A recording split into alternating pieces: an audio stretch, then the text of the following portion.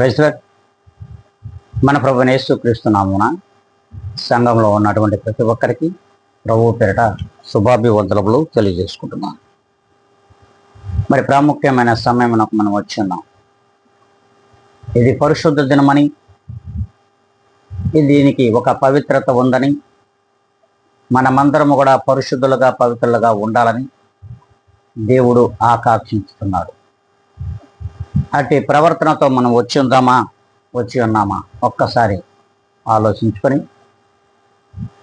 మనం వాక్యమునందు దృష్టిని నిలుపుదాం. చూద్దామని ఈ దినమున దేవుడు మనతో స్పష్టంగా మాట్లాడుతూ ఉన్నాడు. అది మలాకి గ్రంథము 1వ అధ్యాయము 4వ లేఖనము మరియు 5వ లేఖనాన్ని మనం చదువుకుందాం. మనము నాశనమైతిమి, పాడైన మన స్థలములను మరలా కట్టుకుందాము రండని ఏదోమీయులు అనుకుందరు. అయితే సైన్యములకు అధిపతియగు దేవుడు సెలవిచ్చినదేమనగా, వారు కట్టుకొనను, నేను వాటిని క్రింద పడదోయుదును. లోకులు వారి దేశము భక్తిహీనుల ప్రదేశమనియు, వారు దేవుని నిత్య కోపాగ్నికి పాత్రులనియు పేరు పెట్టుదురు. కన్నులారా దాన్ని చూచి ఇజ్రాయేలీల సరిహద్దులలో దేవుడు బహుగనుడుగా ఉన్నాడని మీరు అందరూ. ప్రియమైన దేవుని బిడ్డలారా, దేవుడు స్పష్టంగా ఈ దినమున మనందరితో మాట్లాడుతూ ఉన్నాడు. చూడండి, ఏశావు వంశస్థులు వీరు నాశనమైపోయారు.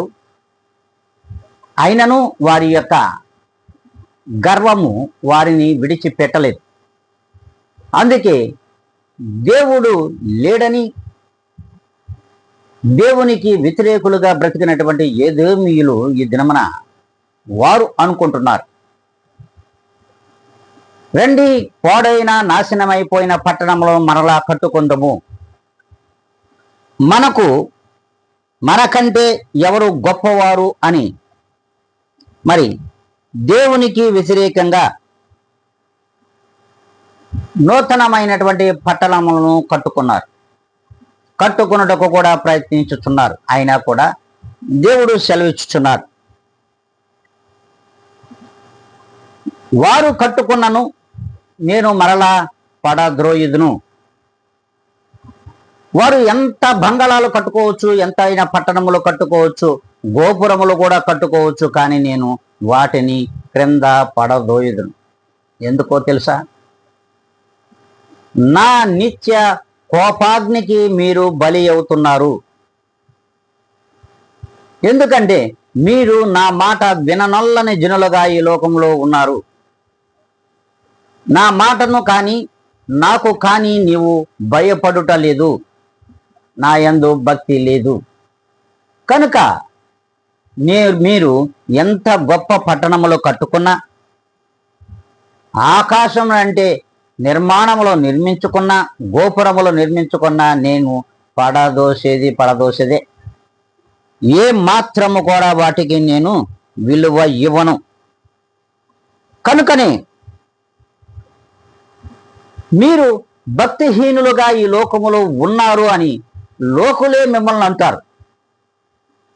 అయితే మీ దేవుడు అయినటువంటి ప్రభు నిత్యమైన కోపాగ్నికి మీరు బలి అయిపోతున్నారు.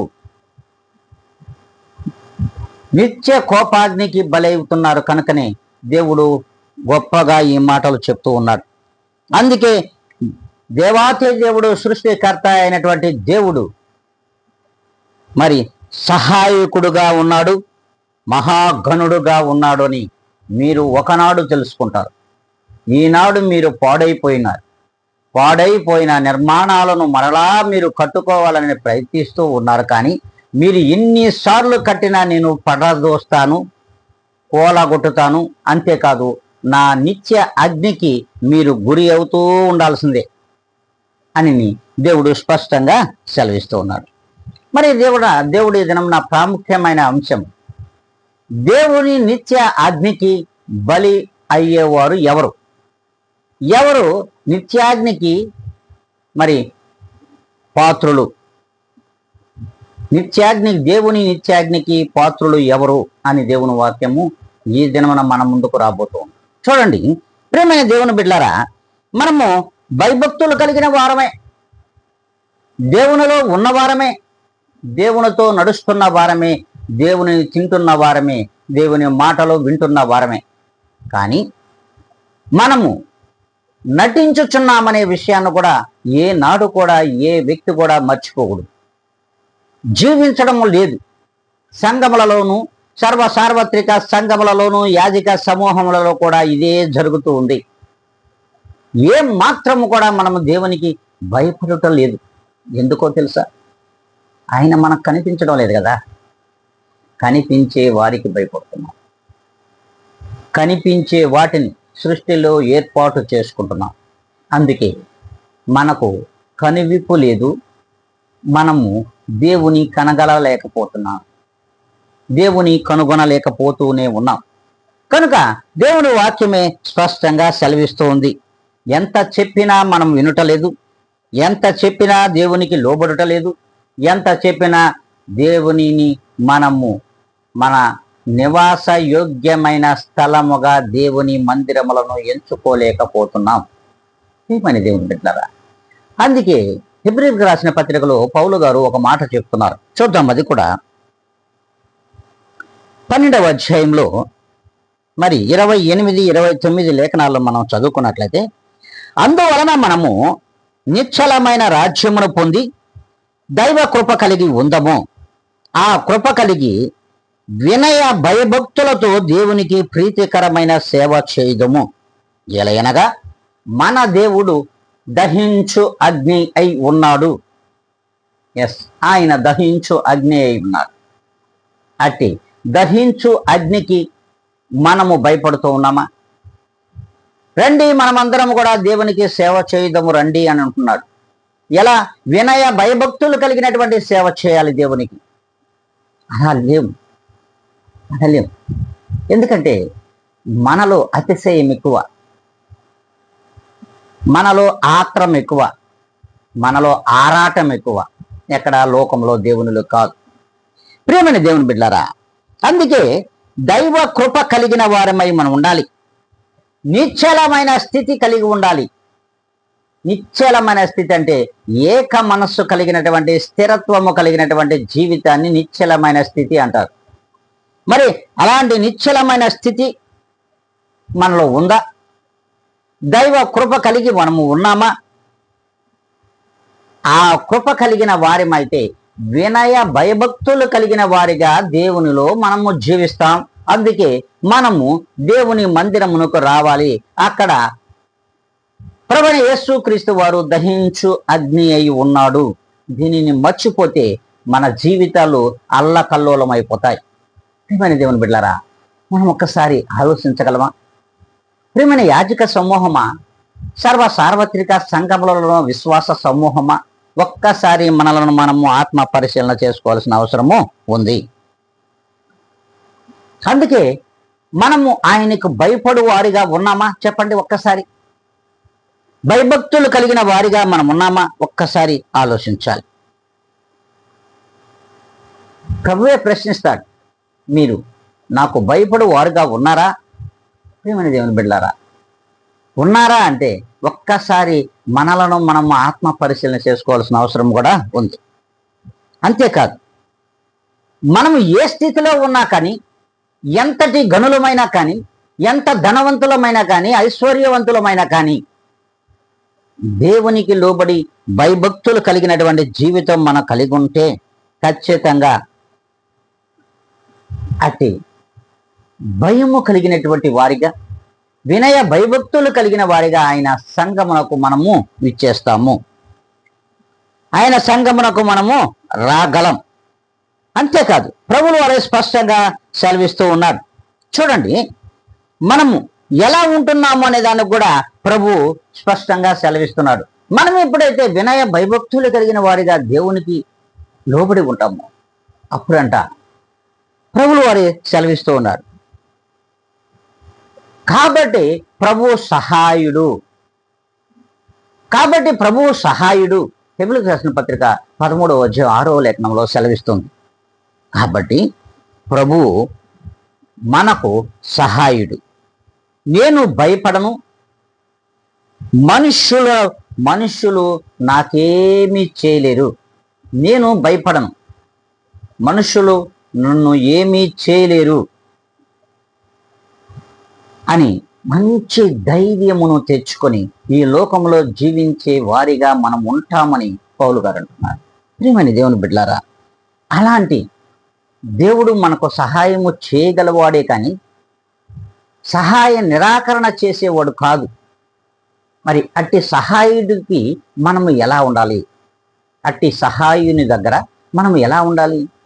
వినయం ఉండాలి, భయభక్తులు కలిగి ఉండాలి, జీవితానికి ఒక సార్థకత ఉండాలి, దేవుని కొరకు దేవునిలోనూ మనము జీవించినట్లుగా జీవించాలి. అట్లా కాకుండా మనము జీవించినట్లే ఉంటాం కానీ నటిస్తూ ఉంటాం ఒక పక్కన, అట్లా నటిస్తూ వెళ్ళిపోతాం. ప్రభువు సెలవిస్తూ ఉన్నాడు. అందుకే మలాకీ గ్రంథం మనము 1వ అధ్యాయము 7-8 లేఖనాలు చూసినట్లయితే దేవుని కోపానికి బలి అవుతున్నాము, దేవుని కోపానికి బలి అవుతున్నాము అని అర్థం కావడం. మనము లోపల దేవుని కోపానికి బలైపోతున్నామని ఆ విషయం మాత్రం ఏ మాత్రము కూడా అర్థము కావడం లేదు. అంతేకాదు, ప్రభు నీ చుట్టూ వలయాకారంలో ఉన్నాడు అనే విషయాన్ని కూడా గ్రహించలేకపోతున్నాం. దేవాతి దేవుడు ప్రభువైన యేసుక్రీస్తు వారు వైఫై లాగా నీ చుట్టూ ఉన్నాడు. దానిని గ్రహించలేకపోతూ ఉన్నావు. నువ్వు దాన్ని గ్రహించలేకపోతున్నావు. నీలో భయం లేని స్థితిని నీవు మేల్కొల్పుతున్నావు. కనుకనే దేవుడు వైఫై అయ్యి నీ చుట్టూ ఉన్నాడు. అది గ్రహించు ప్రియమైన దేవుని బిడ్డలారా. అందుకే ఆయన నిన్న నేడు రేపు ఇప్పుడు ఒకటిగానే ఉన్నాడు. అల్ఫాయు ఒమేగాయు ఆయనే. నీ ఆది ఆయనే, నీ అంతము కూడా ఆయనే. కాబట్టి నువ్వు ఎలా ఉండాలో ఒక్కసారి ఆలోచించుకోవాలి. నీ వెనక ఆయన ఉన్నాడు, నీ ముందు ఉన్నాడు, కుడి ఎడమల ప్రక్కన కూడా ఆయనే వైఫై లాగా ఆవరించి ఉన్నటువంటి ఆ దేవునికి నువ్వు ఏకనైనను ఎలా ఉంటావో ఒక్కసారి ఆలోచించుకోమని దేవుని వాక్యము సెలవిస్తోంది. అంతేకాదు, ఒక సందర్భంలో మరి కీర్తనాకారుడు దావీదు గారు అంటారు, దేవుడు నా పక్షమననుండగా నాకు విరోధి ఎవరు? ఎస్, దేవుని పక్షంగా నువ్వుంటే దేవుడు నీ పక్షంగా ఉంటాడు. అప్పుడు ఈ లోకంలో విరోధులు ఎంతమంది ఏకమైన నిన్ను ఏమీ చేయలేదు. అందుకే ప్రభు అంటాడు, నువ్వు ఒక్కడవని బాధపడుతున్నావేమో, నువ్వు 1000 మందితో సమానమని కూడా దేవుని వాక్యమే సెలవిస్తూ ఉంది. ప్రియమైన దేవుని బిడ్డలారా, మనము అలా ఉన్నామా? దేవుని పక్షముగా మనము నిలబడుతున్నామా? దేవుని మందిరంలో మనం ఉన్నామా? ఒక్కసారి ఆలోచించాలి. ప్రియమైన దైవ జనాంగమా, ప్రభు స్పష్టంగా సెలవిస్తున్నాడు. ఆయన దహించు అగ్ని అయి ఉన్నాడని, ఆయన మన చుట్టూ వైఫై లాగా ఉన్నాడని ఏ మాత్రము కూడా మందిరమునకు వచ్చుచున్నటువంటి ప్రతి విశ్వాసి కానీ యాజక సమూహము కానీ గ్రహించలేకపోతున్నాం. అందుకే ప్రభు ఒక సందర్భంలో స్పష్టంగా సెలవిస్తాడు. చూడండి, ఈ రోమీయులకు రాసిన పత్రిక 9వ అధ్యాయము 21-22 లేఖనాలు మనం చదువుకుందాం. ఒక ముద్దలో నుండి ఒక ఘటము ఘనతకును ఘనహీనతకును చేయుటకు మట్టి మీద కుమ్మరవానికి అధికారము కలదు. అలాగు దేవుడు తన ఉగ్రతను అగపరచుటకును తన ప్రభావమును చూపుటకును ఇచ్చయించువాడై నాశనమునకును సిద్ధపడి ఉగ్రత పాత్ర అయినటువంటి ఘటములను ఆయన బహు దీర్ఘ శాంతము వహించి ఉన్నాడు. హల్లెలూయా, దేవునికి మహిమ కలుగును గాక. ఒక్క మట్టి ముద్దలో నుండి ఘనత వహించే పాత్రలను తయారు చేస్తున్నాడు. ఘనహీనత కలిగినటువంటి పాత్రలను కూడా కుమ్మరి వారు తయారు చేస్తున్నాడు. అట్టి అధికారం ఆయనకే ఉంది. అయితే చూడండి, ఇట్టి కుమ్మరవాణి యొక్క ఈ కుండలు, ఈ ఘటములు, ఈ వస్తువు మరి ఘనహీనతకు ఉపయోగపడుతుంది, ఘనతకు వహించడానికి కూడా ఉపయోగపడుతుంది. ఎందుకు చూడండి,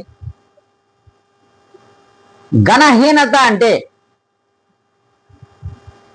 చచ్చిన వాణిని కాటికి తీసుకువెళ్ళేటప్పుడు ఆ యొక్క కుండ నీళ్లు అక్కడికి వెళుతున్నాయి. అక్కడే ఆ కుండను పగలగొట్టేస్తున్నారు. ఘనహీనత చెందుతుంది. చూడండి, ఘనత వహించుచున్నటువంటి పాత్రలో కూడా తయారు చేస్తున్నాడు. అవి ఇంటిలో పెట్టుకొని ఆ మట్టి కుండలోని నీళ్లను కూడా మనము తాగుతున్నాం. మట్టి కుండలో పాత్రలోని నీటిని కూడా త్రాగడానికి ఘనతకు ఉపయోగిస్తున్నాం. దేవుని యందు మరి వాటి యందు అగ్నిని రాజేసి దేవుని ఘనతకు కూడా వాటిని దేవుని దగ్గర పెడుతున్నాం. మరి ప్రియమైన దేవుని బిడ్డలారా, మరి నువ్వు ఎలా ఉన్నావు? మరి అట్టి ఘనత వహించినటువంటి ఆ దేవుని చేతిలో రూపొందింపబడినటువంటి నీవు ప్రభువుకు ఉపయోగపడేవానిగా ఉన్నావా? ప్రభు ఘనత పొందుకునేవాడిగా నువ్వు ఉన్నావా లేదా? ఒక్కసారి ఆలోచించుకోవాలి. ఒక ముద్దలో నుండి వచ్చిన వారమే, ఒక మట్టిలో నుండి వచ్చిన వారమే అయినా కూడా ఒకటి ఘనహీనతకు మరి హీనతను మరి దక్కించుకుంటుంది, ఒకటి ఘనతను దక్కించుకుంటుంది. హీన స్థితిలోకి వెళ్ళిపోతుంది, ఘనమైన స్థితిలోకి ఒక పాత్ర వెళ్ళిపోతుంది. అంటే నీవు ఎలా ఉన్నావు?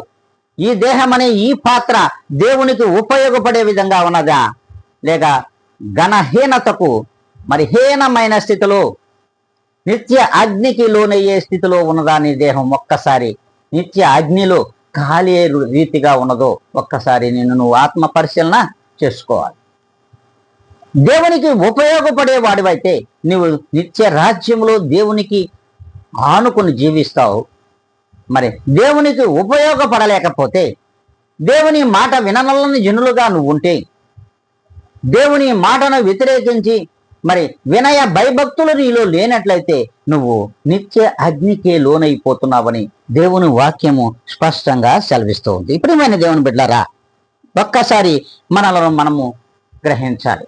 ఇట్టి వారి మీద కూడా ఘనహీనతకు బలైపోతున్నటువంటి వారిని, వినయ భయభక్తులు లేని వారిని కూడా దేవుడు దీర్ఘశాంతము వహించి చూస్తూ ఉన్నాడు. నువ్వు మారుతావేమో, నీలో మార్పు ఏ మాత్రమైనా కనిపిస్తుందేమోనని దేవుడు నిత్యము మరి సహించి ఉన్నాడు. ఈ విషయాన్ని కూడా మనము ప్రక్కన నెట్టేస్తున్నాం. ప్రియమైన దేవుని బిడ్డలారా, ప్రభువు వాక్యము సరిగానే ఉంది, కానీ మనమే సరి స్థితిలో లేము. మనము సరి అయిన స్థితిలో మనము మాత్రమే లేము. ప్రియమైన దేవుని బిడ్డలారా, ప్రభువు అంటున్నాడు, చూద్దాము. దేవుని వాక్యము మనతో మాట్లాడుతుంది, దేవుడు మనతో మాట్లాడుతున్నాడు. ఎంత మాట్లాడినా మనము విననొల్లని జనులుగా ఉంటే దేవుడు అంటున్నాడు, ఆయన చెప్తున్న మాటే చూడండి, స్పష్టంగా ఆయన సెలవిస్తా ఉన్నాడు. నా జనము కాని వారితో మీరే నా జనమని ఒకనాడు చెప్పవలసిన అవసరం ఏర్పడుతూ ఉంది. అవును, దేవుని జనము, జనాంగం అనిపించుకుంటున్నటువంటి ప్రతి విశ్వాసి కూడా, సార్వత్రిక సంఘములలో ఉన్నటువంటి విశ్వాసులందరూ కూడా మేము దేవుని జనము, దేవునిలో ఉన్నాము, దేవుని బిడ్డలము అనిపించుకుంటున్నామే, కానీ మనలో ఏ మాత్రము కూడా కనివిప్పు కలగని జీవితాలు ఉన్నాయి. అటు మరి ఒక విశ్వాస సమూహమే ఇలా ఉందా అంటే యాజక సమూహము కూడా ఉన్నదని దేవుని వాక్యమే సెలవిస్తూ ఉంది. ప్రియమైన దేవుని బిడ్డలారా, ఆయన అంటున్నాడు, మరి వెలుపటి జనులు నా జనులు కానటువంటి వారు, అంటే నా మందిరములలో నా రక్షణ పొందని అటువంటి వారి మీద కూడా, వారిని కూడా నేను నిత్యము చూస్తూనే ఉన్నా. అట్టి వారిలో మార్పు వచ్చి మరి దేవుని వైపు తిరుగుతున్నారు కనుకనే వారిని మీరే నా జనమని కూడా దేవుడు అంటున్నాడు. మీరే నా జనమని దేవుని వాక్యమే సెలవిస్తూ ఉంది. అంతేకాదు, ఏనాడైతే నువ్వు సృష్టిని విడిచి సృష్టికర్తను తలచి దేవుని చెంతకు వస్తావో ఖచ్చితంగా దేవుడు నిన్ను నా జనం, నా బిడ్డ అని మరి దేవుని నోట నుండి వస్తుందంట. మరి ప్రియమైన దేవుని బిడ్డలారా, మనం ఎలా ఉంటున్నామో, ఎలా బ్రతుకుతున్నామో, ఎలా చెడిపోతున్నామో, ఎలా నాశనం అయిపోతున్నామో మనకైతే ఏ మాత్రము కూడా అర్థం కావడం లేదు. మనకు ఏ మాత్రము కూడా అర్థము కానటువంటి స్థితిలో ఉంది. అందుకే దేవుని యొక్క మాటను స్పష్టంగా ఇప్పుడు చెప్తున్నాడు. చూడండి, హోషేయ గ్రంథంలో 4వ అధ్యాయము 7వ లేఖనములు అంటాడు, the more they increased the more they sinned against me, I will change their glory into shame. స్పష్టంగా ఆయన చెప్తా ఉన్నాడు, తమకు కలిమి కొలది నా ఎడల అధిక పాపము చేయుచున్నారు కనుక వారి ఘనతను నీచ స్థితిలోనికి నేను తీసుకెళ్తాను. ప్రేమన దేవుని బిడ్డలారా, స్పష్టంగా చెప్తా ఉన్నాడు, మీరు కలిగిన కొలది దేవునిని మరిచిపోయి దేవుని ఎడల అధిక పాపము చేయుచున్నారు కనుక వారి యొక్క ఘనతను నీచ స్థితిలోకి మార్చేస్తాను నేను అని దేవుడు అంటున్నాడు. వారి ఘనతను నీచమైన స్థితిలోనికి మార్చేస్తానని దేవుని వాక్యము సెలవిస్తుంది. అందుకే మనమే లోకుల్లో చాలా మంది అనుకుంటూ ఉంటాం, ప్రియమైన దేవుని బిడ్డలారా, ధనం హెచ్చిన మదము హెచ్చును అంటాం. అవును, ధనము హెచ్చిన మదము హెచ్చును. మన కళ్ళు నెత్తి మీదకి వెళ్ళిపోతాయి. మనం కళ్ళు ఎక్కడ ఉంటాయంటే నెత్తి మీదకి వెళ్తాయి, ఇక్కడ ఉండాల్సిన స్థితిలో ఉండవు. అందుకే మనము ధనము కలిగిన కొలది మరి దేవునిలోనూ అత్యధికమైన పాపము చేయడం వలన మన ఘనమైన స్థితి నీచమైన స్థితిలోనికి పడిపోతుందని దేవుని వాక్యము సెలవిస్తుంది. సరే, అందరూ అలానే ఉన్నారా? ప్రతి ఒక్కరూ అలానే ఉన్నారు. ప్రియమైన దేవుని బిడ్డలారా, లోకములో ప్రజలు అలా ఉన్నారు, దేవునిలో జనులు అలా ఉన్నారు, విశ్వాస సమూహం అలానే ఉంది, యాజక సమూహము కూడా అలాగే ఉంది. అందుకే హోషేయ గ్రంథంలోనే ప్రభు అంటాడు, 4వ అధ్యాయము 9వ లేఖనములు అంటాడు, and it shall be like people like priest, I will punish them for their ways and repay them their deeds. చూడండి, ఆయన కాబట్టి జనులు ఎలాగో యాజకులు సేవకులు అందరూ అలానే ఉన్నారు. వారి ప్రవర్తన బట్టి నేను వారిని శిక్షించును, వారి క్రియలను బట్టి ప్రతీకారము చేతును. సందేహమే మొద్దు. ప్రియమైన దేవుని బిడ్డలారా, ఏమన్నా సందేహం ఏమైనా ఉందా మీలో? సందేహమేమి వద్దు.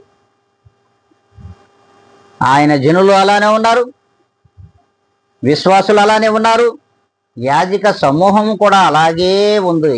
ఏ మాత్రము కూడా మీరు సందేహపడవలదు అని దేవుని వాక్యము సెలవిస్తూ ఉంది.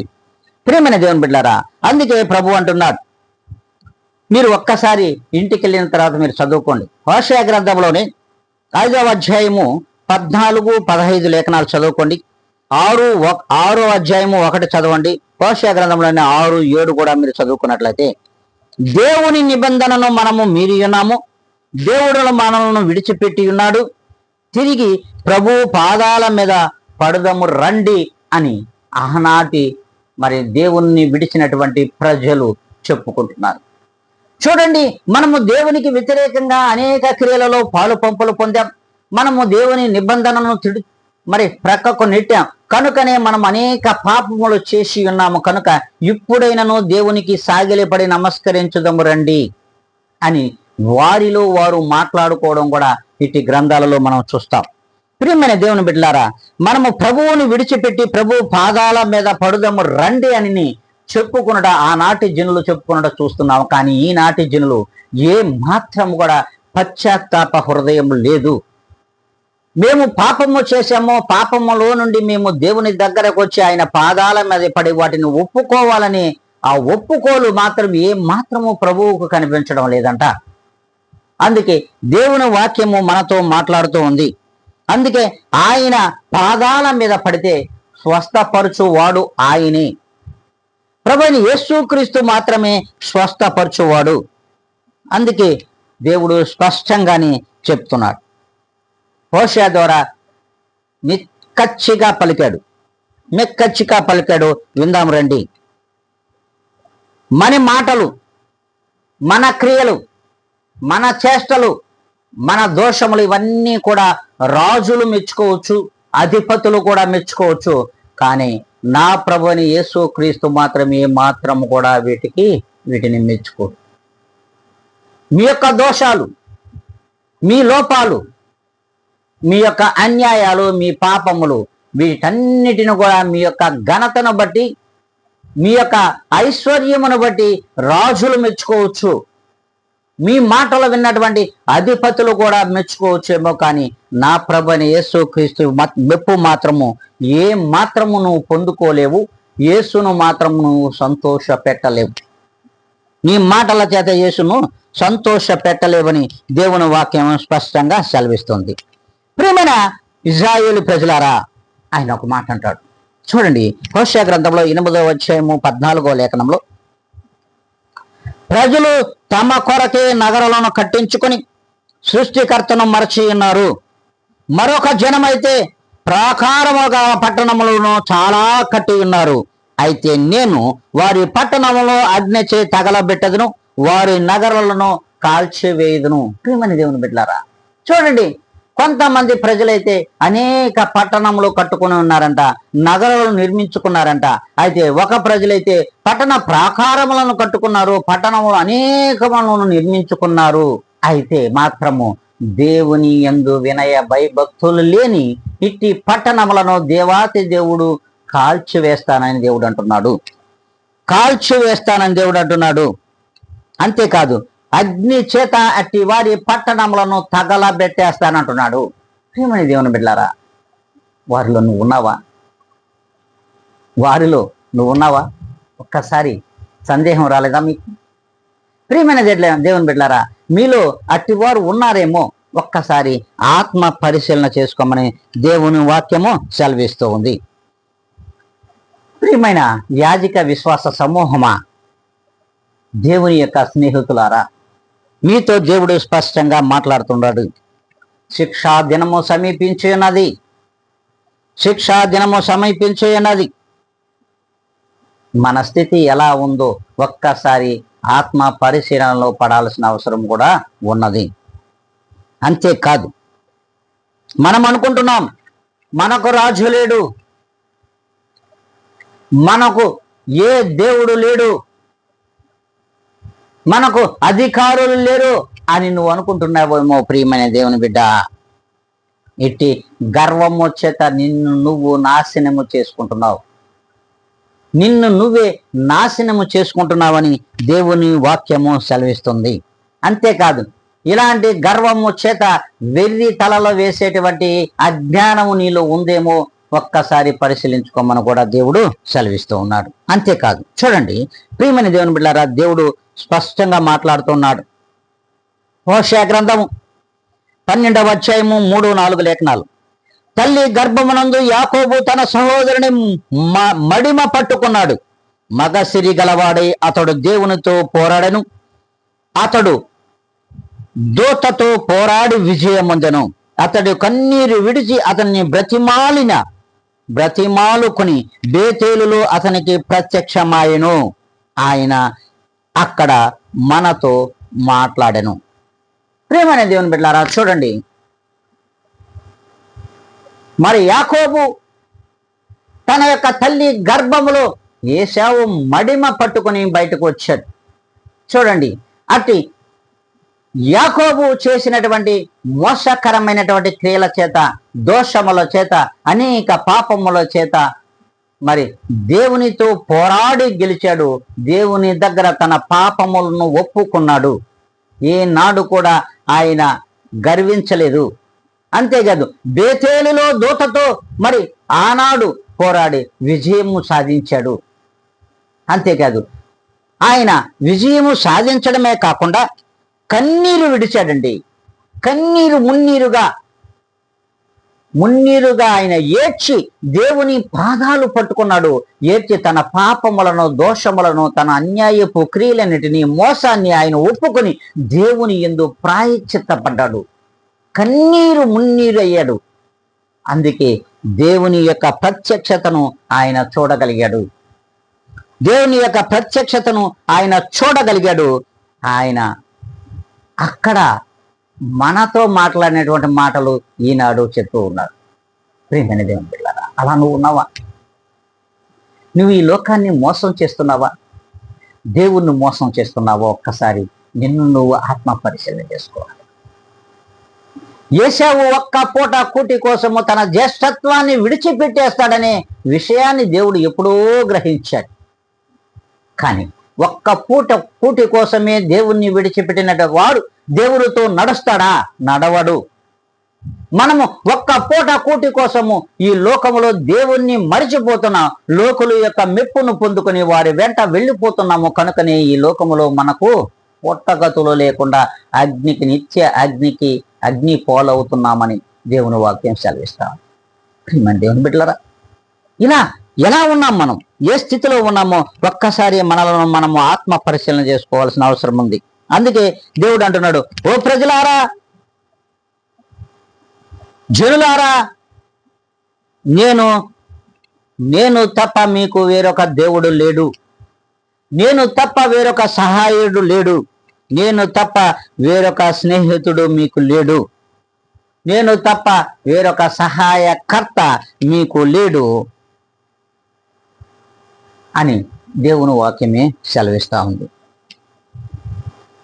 అందుకే నీ సహాయకర్తనైనటువంటి నన్ను విడిచి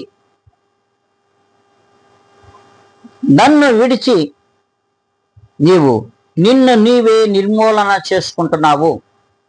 నీకు సహాయకర్తనైనటువంటి నన్ను నీవు విడిచిపెట్టి నిన్ను నువ్వే నాశనము చేసుకుంటున్నావు. ప్రియమైన దేవుని బిడ్డ, ఒక్కసారి ఆలోచించమని దేవుని వాక్యము సెలవిస్తూ ఉంది. అంతేకాదు, నన్ను ఆశ్రయించిన ఎడల మీరు బ్రతుకుతారు. నన్ను ఆశ్రయించిన ఎడల మీరు బ్రతుకుతారు, లేదంటే మీకు మరణమే శరణము.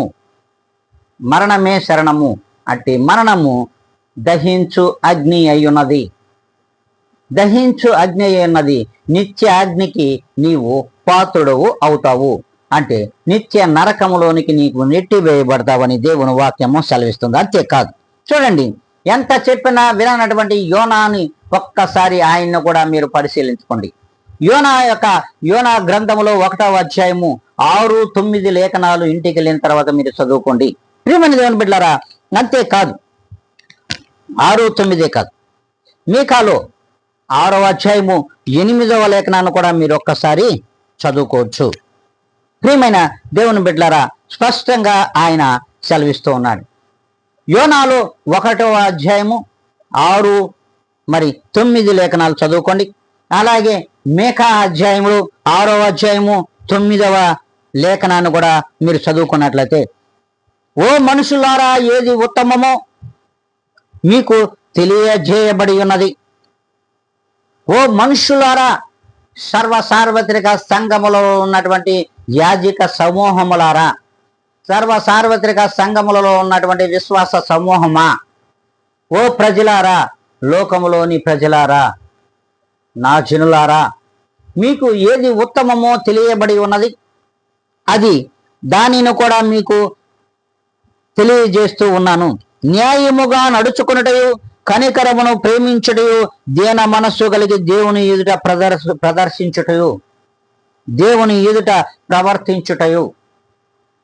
చూడండి, న్యాయముగా నువ్వు నడుచుకుంటున్నావా? మరి అంతేకాకుండా కనికరమును ఏనాడైనా నువ్వు ప్రేమిస్తూ ఉన్నావా? ప్రియమైన దేవుని బిడ్డలారా, అంతేకాదు, వినయము కలిగి, దీన మనస్సు కలిగి దేవుని ఎదుట మరి ఎలాంటి లోపములో ఎలాంటిది దాచుకోకుండా యథార్థ హృదయుడవై దేవుని యందు ప్రవర్తించువాడువైతే దేవుడు ఖచ్చితంగా నిన్ను బాగు చేస్తాడు. నీ తప్పులను నువ్వు ఒప్పుకుంటావు, నువ్వు కప్పుకోవు. నువ్వు ఏనాడైతే నీ తప్పులను, నీ పాపములను కప్పుకుంటావో నిత్య అగ్నిలో, ఆ దుప్పటిలోనే నిన్ను కాల్చివేస్తాడని దేవుని వాక్యము సెలవిస్తూ ఉంది. ప్రియమైన దేవుని బిడ్డలారా, చివరగా మనం చదువుకుందాం. చివరగా ఒక లేఖనాన్ని మనం చూద్దాం. ఆమోసు గ్రంథములు 9వ అధ్యాయము 15వ లేఖనాన్ని మనం ఒక్కసారి చదువుదాం. వారి దేశమందు వారిని నాటుదును, నేను వారికిచ్చిన దేశములో నుండి వారిక పెరికి వేయబడరు అని ప్రభువు సెలవిచ్చుచున్నాడు. చూడండి, నీవున్న స్థలములో నుండి కానీ, నీవు ఉన్న దేశంలో నుండి కానీ, నువ్వు ఉన్నటువంటి ప్రాంతంలో నుండి కానీ నిన్ను ఎన్నడూ కూడా పెరికి వేయడంట. నిన్ను ఖచ్చితంగా స్థిరముగా నేను నాటుదును. ఇప్పుడు నీ తప్పులను నీ ఒప్పుకొని, దహించు అగ్ని ఉన్నటువంటి నీ చుట్టూ వైఫైలా ఉన్నటువంటి యేసు క్రీస్తులో నువ్వు నీ తప్పులను ఒప్పుకొని, నీ యొక్క పాపములను ఒప్పుకొని ఆయన పాదాల మీద పడి క్షమించమని బ్రతిమలాడుకున్న ఎడల నిన్ను నీ దేశములో స్థిరముగా నాటుదును. నిన్ను ఎన్నడూ నీ దేశములో నుండి నిన్ను పెరికి వేయను. నిన్ను స్థిరపరచుదును, నిన్ను బలపరచుదును, నిన్ను భద్రపరచుదును అని దేవుని వాక్యము సెలవిస్తూ ఉంది. అలా నీవు లేని నాడు, నీవు దేవునికి లోబడని నాడు, దేవునిలో మరి నీవు జీవించిన నాడు, దేవునిలో నా చెడుతనం ఇంతే, నేను ఇలాగే నా దేవుని యొక్క పరిశుద్ధ మందిరములలో, పవిత్ర మందిరములో నేను అపవిత్రపరుచుకుంటూ నేను ఇలాగే చెడు నడతను జీవిస్తాను అంటే ఖచ్చితంగా దేవుడు నిన్ను నిత్య అగ్నికి పాత్రులుగా ఎంచుతాడు. నిత్య అగ్నికి పాత్రులుగా ఎంచుతాడు. అట్టి వారు దేవుని యందు, దేవునిలోనూ నీ చెడుతనను మార్చుకోకపోయినట్లయితే, నీ చెడు నడతను విడవనట్లయితే ఖచ్చితంగా దేవుడు నిత్యాగ్నిలో నిన్ను పడవేయునుగాక. ఆమెన్. హల్లెలూయా. దేవునికి మహిమ కలుగునుగాక.